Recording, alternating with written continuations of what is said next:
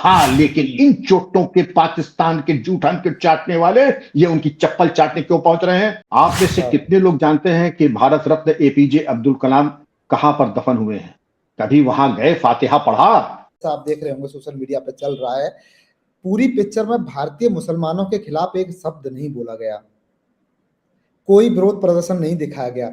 लेकिन हमारे ही देश की विपक्षी पार्टियों, मुस्लिम नेता कह रहे हैं कि पूरी पिक्चर है मुसलमानों को बदनाम करने के लिए। सर, जिस पिक्चर में मुसलमानों के खिलाफ एक शब्द ना बोला गया हो, उस पिक्चर के खिलाफ ये झूठी बातें करना, प्रोपोगंडा बताना, कश्मीर फाइल आती है उसे प्रोपोगंडा बता देते हैं, केरल फाइल्स आती है उसे प्रोपोगंडा बता देते हैं। यानी कोई भी, आज तक भारतीय इतिहास में हजारों पिक्चर रिलीज हो गई, लाखों पिक्चर रिलीज हो गई, लेकिन 7 से 8 ऐसी पिक्चर बनी जिन्हें प्रोपोगंडा बता दिया गया, बीजेपी हेडक्वार्टर से जोड़कर बता दिया गया।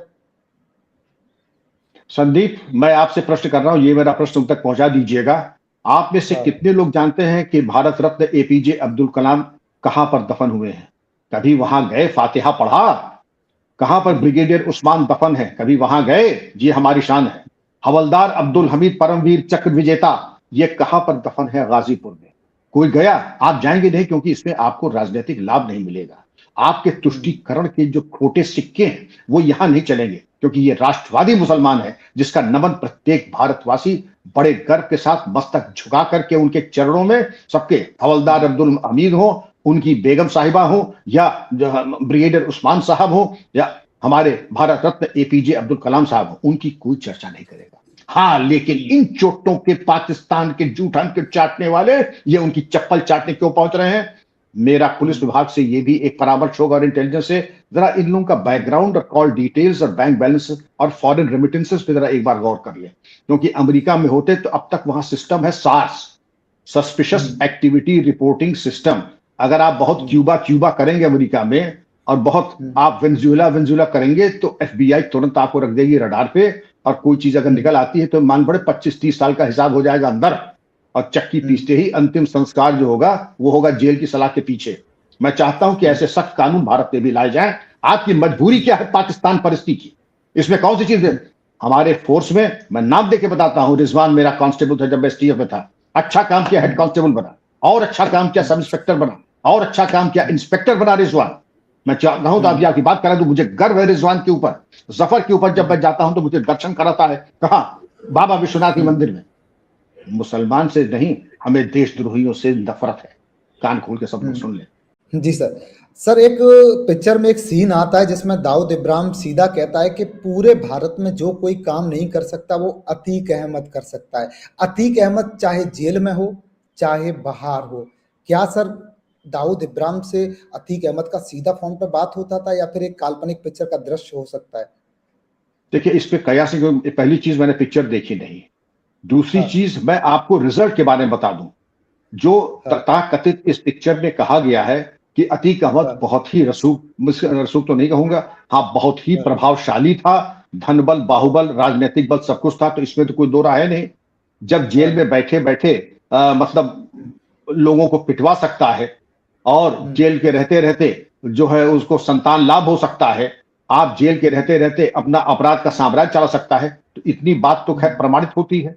लेकिन दूसरी चीज ये होती है कि इनके द्वारा किए गए जो अपराध हैं, उसमें अगर 11 जज हाईकोर्ट के ये कह दें हम ये केस नहीं सुनेंगे, तो आप समझ सकते हैं कि उसका भय और आतंक कितना था।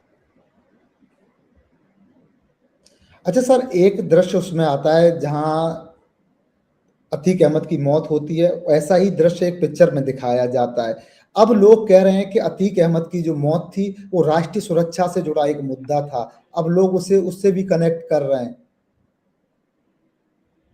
मैं इसके बारे में, क्योंकि पिक्चर मैंने देखी नहीं, अब पिक्चर में क्या उसी तरीके से उसकी मृत्यु हुई है जैसे अतीक की यहां पर प्रयागराज में हुई थी? ऐसे ही जैसे सेम पुलिस दिखाया गया है सर। पुलिस हाँ, कस्टडी सेम। में पुलिस कस्टडी में मौत हुई थी, हाँ, और पुलिस अननोन कस्टडी में गनमैन आए है। और कैमरा के अननोन सामने गोली गन। मार दी। हम्म। हाँ, हाँ, हाँ, हाँ, तो वही सेम तो दृश्य दिखाया गया था।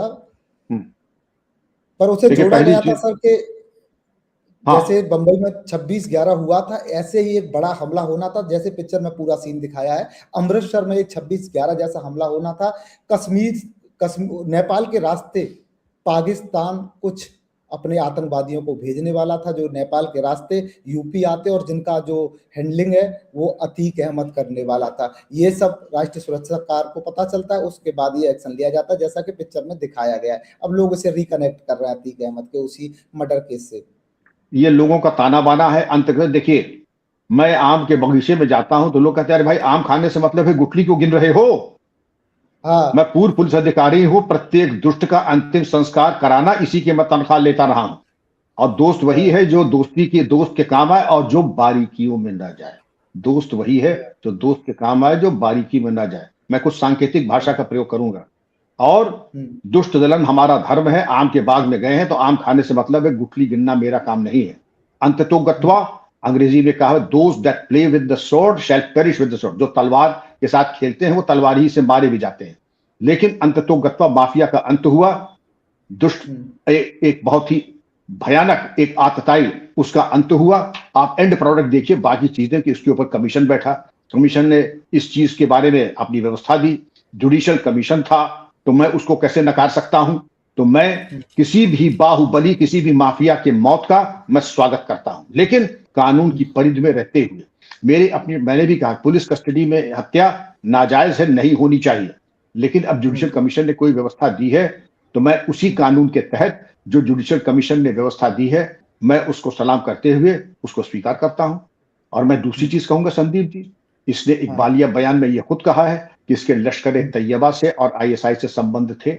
पाकिस्तान ड्रोन के माध्यम से इसको हथियार उपलब्ध कराए जाते थे और हथियारों में 45 बोर की पिस्टल AK-47 और RDX मिलता था। और ये अपने कॉन्टैक्ट के जरिए उनको पंजाब से अपने गिरोह के पास, इसके गिरोह का नंबर था IS 227। यही सवाल मैं आपसे पूछने वाला था। IS 227 क्या था? क्या मतलब लोग कहते हैं कि अच्छे अच्छे लोग इससे कहां पर जाते थे, पाकिस्तान से ऑपरेट होता था, सीधे फोन पर बात होती थी, बड़ी बड़ी डीलें होती थी। मैं ये सवाल आपसे पूछने ही वाला था, उससे पहले आपने इसके बारे में जिक्र कर दिया। ये गैंग की लिस्टिंग जब होती है, इसकी लिस्टिंग होती है तो जैसे जिले का गैंग है, D39 आगरा का गैंग था, मतलब D मतलब डिस्ट्रिक्ट, D का मतलब होता है डिस्ट्रिक्ट का, तो D39 विद्याराम, मुझे आज भी याद है, करीब 50 साल पुरानी बात है। और IR मतलब इंटर रेंज। अगर एक ही स्टेट में कई, आगरा से लेकर के प्रयागराज में अगर ऑपरेट करता है तो उसका IR हो जाएगा। लेकिन अगर ये ऐसे हैं कि पूरे देश में चल रहे हैं इंटरस्टेट, तो सबसे ऊंची ग्रेडियंट जिसको कहते हैं कि ये जनरल साहिबान की, वो है IS 227। इसी तरह मुख्तार अंसारी हुए, ये तमाम इनकी grading IS interstate 227, gang number 227 interstate. तो इनके गैंग मेंबर वगैरह उसी तरीके से हैं, सैकड़ों की संख्या में उनकी फायर पावर दी है, पाकिस्तान से संपर्क सूत्र बने हैं। इन लोगों ने कोई कोर कसर छोड़ी नहीं थी। नंबर एक, इनके हथियार देख लें, और जब घर में छापा पड़ा इनके तो वहां पाकिस्तान ऑर्डिनेंस फैक्ट्री के कारतूस मिले। तो वो भी क्या पुलिस ने प्लांट किए पाकिस्तान के कारतूस। इसी तरीके से जो नकली नोट की बातें चल रही हैं, दाऊद इब्राहिम की जो बहावलपुर में छपवाता था, तो गुनाह बेलज्जत हो गया। गुनाह बेलज्जत हो गया, क्यों हो गया? वो नोटबंदी शुरू हो गई, बहावलपुर में इन्होंने अरबों खरबों खर्च किए। अब राष्ट्रीय बैंक नेपाल और हबीब बैंक ऑफ पाकिस्तान, अब कहां हबीब बैंक पाकिस्तान का उन्होंने मिलकर के एक ब्रांच खोली, हिमालयन बैंक। और हिमालयन बैंक की शाखाएं कहां खोली? इंडो नेपाल बॉर्डर पे। उसका उद्देश्य क्या था? उद्देश्य केवल यही था, व्यापार और वाणिज्य नहीं, नकली नोट चलाना, एक असली के बदले में 4 नकली नोट देना। लेकिन उनके तो ग्रहण लग गया, उनके सारे ताने वाने पे सब बेकार हो गया, पार्टनरशिप बेकार हो गई। नोटबंदी में आप देखें सबका करे धराए पे पानी फिर गया। जी संदीप जी।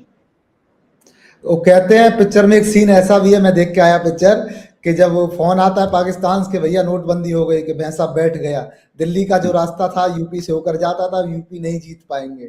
तो बड़े चिक्र है सर। एक और चीज मैं आखिरी आपसे पूछूंगा, मैंने पिक्चर देखी है, जैसा आप देख रहे होंगे सोशल मीडिया पे चल रहा है। पूरी पिक्चर में भारतीय मुसलमानों के खिलाफ एक शब्द नहीं बोला गया, कोई विरोध प्रदर्शन नहीं दिखाया गया। लेकिन हमारे देश की विपक्षी पार्टियों, मुस्लिम नेता कह रहे हैं कि पूरी पिक्चर है मुसलमानों को बदनाम करने के लिए। सर, जिस पिक्चर में मुसलमानों के खिलाफ एक शब्द ना बोला गया हो, उस पिक्चर के खिलाफ ये झूठी बातें करना, प्रोपोगंडा बताना, कश्मीर फाइल आती है उसे प्रोपोगंडा बता देते हैं, का केरल फाइल्स आती है, उसे प्रोपोगंडा बता देते हैं। यानी कोई भी आज तक भारतीय इतिहास में हजारों पिक्चर रिलीज हो गई, लाखों पिक्चर रिलीज हो गई, लेकिन 7 से 8 ऐसी पिक्चर बनी जिन्हें प्रोपोगंडा बता दिया गया, बीजेपी हेडक्वार्टर से जोड़कर बता दिया गया। संदीप, मैं आपसे प्रश्न कर रहा हूं, ये मेरा प्रश्न उन तक पहुंचा दीजिएगा। आप में से हाँ। कितने लोग जानते हैं कि भारत रत्न एपीजे अब्दुल कलाम कहां पर दफन हुए हैं? कभी वहां गए, फातिहा पढ़ा? कहां पर ब्रिगेडियर उस्मान दफन है? कभी वहां गए? ये हमारी शान है। हवलदार अब्दुल हमीद परमवीर चक्र विजेता, ये कहां पर दफन है? गाजीपुर में। कोई गया? आप जाएंगे नहीं, क्योंकि इसमें आपको राजनीतिक लाभ नहीं मिलेगा। आपके तुष्टीकरण के जो खोटे सिक्के हैं वो यहां नहीं चलेंगे, क्योंकि ये राष्ट्रवादी मुसलमान है जिसका नमन प्रत्येक भारतवासी बड़े गर्व के साथ मस्तक झुका करके उनके चरणों में, सबके, हवलदार अब्दुल हमीद हो, उनकी बेगम साहिबा हो, या ब्रिगेडियर उस्मान साहब हो, या हमारे भारत रत्न एपीजे अब्दुल कलाम साहब हो, उनकी कोई चर्चा नहीं करेगा। हाँ, लेकिन इन चोटों के, पाकिस्तान के जूठन के चाटने वाले, ये उनकी चप्पल चाटने क्यों पहुंच रहे हैं? मेरा पुलिस विभाग से ये भी एक परामर्श होगा और इंटेलिजेंस से, जरा इन लोगों का बैकग्राउंड और कॉल डिटेल्स और बैंक बैलेंस और फॉरेन रेमिटेंसेस पे जरा एक बार गौर कर ले, क्योंकि अमेरिका में होते तो अब तक वहां सिस्टम है SARS, suspicious activity reporting system. अगर आप बहुत क्यूबा करेंगे अमेरिका में, और बहुत आप वेनेजुएला करेंगे, तो एफबीआई तुरंत आपको रख देगी रडार पे, और कोई चीज अगर निकल आती है तो मान बड़े 25-30 साल का हिसाब हो जाएगा अंदर, और चक्की पीसते ही अंतिम संस्कार जो होगा वो होगा जेल की सलाह के पीछे। मैं चाहता हूं कि ऐसे सख्त कानून भारत में भी लाए जाएं। आपकी मजबूरी क्या है पाकिस्तान परिस्थिति की? इसमें कौन सी चीज है? हमारे फोर्स में, मैं नाम देके बताता हूं, रिजवान मेरा कांस्टेबल था जब एसटीएफ में था, अच्छा काम किया, हेड कांस्टेबल बना, और अच्छा काम किया सब इंस्पेक्टर बना, और अच्छा काम किया इंस्पेक्टर बना रिजवान। मैं चाहता हूं तो आप आपकी बात करा दूं, मुझे गर्व है रिजवान के ऊपर, जफर के ऊपर। जब मैं जाता हूं तो मुझे दर्शन कराता है, कहां? बाबा विश्वनाथ के मंदिर में। मुसलमान से नहीं, हमें देशद्रोहियों से नफरत है। कान खोल के सब लोग सुन ले, मुसलमान उतना ही देश प्रेमी जितना हम आप हैं, लेकिन जो देशद्रोही, चाहे हिंदू मुसलमान, मुझे घोर आपत्ति है ऐसे लोगों से। बहुत बहुत धन्यवाद सर, आपका जरूरी जानकारी पहुंचना जरूरी था, और मुझे लगा कि इस जरूरी जानकारी को, अतीक के सारे सच को सिर्फ उत्तर प्रदेश में रहे, उत्तर प्रदेश में लंबा कार्यकाल से रहे एक हमारे धुरंधर ही पहुंचा सकते हैं। तो मैंने आज इस चर्चा में आपको बिठाया सर, बहुत बहुत धन्यवाद। हर हर महादेव।